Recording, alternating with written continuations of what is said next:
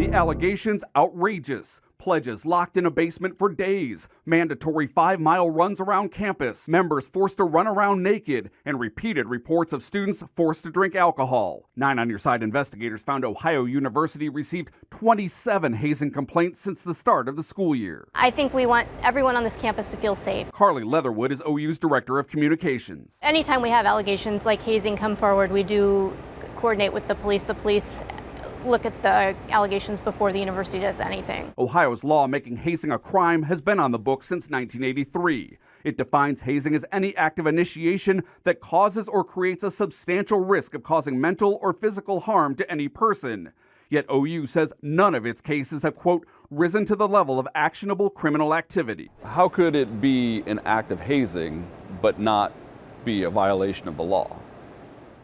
That's a question for law enforcement. I don't know the intricacies of that. In a statement, OU's police chief said in order to open a criminal investigation, they have to have a victim. He said in all of the recent complaints linked to student organizations, there wasn't one.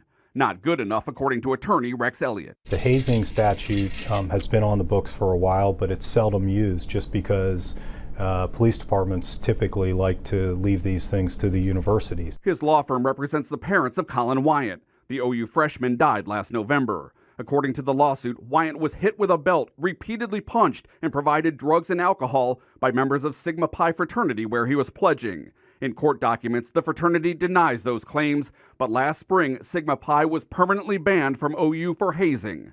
Wyant's parents applaud OU's recent crackdown on hazing, but believe more needs to be done. We were both part of the Greek system, and we know all the good that can come from it. But we also know that when hazing exists, it's a cultural issue, and you need to take extreme measures to change the behavior that drives that culture. It's why Elliott doesn't buy the no victim statement from OU police. He says if investigators can't find a victim, they're either not looking or don't want to deal with it.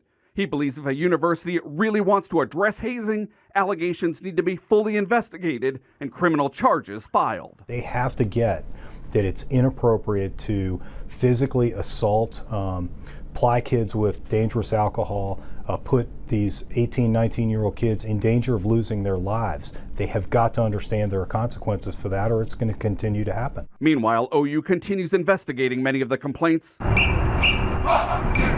including that marching band members were forced to drink and were beaten by members. The group allowed to practice and perform, but otherwise still suspended by the school. It is a positive thing when we do have people coming forward to share information, because we can't report what we don't know. We can't investigate what we don't know here.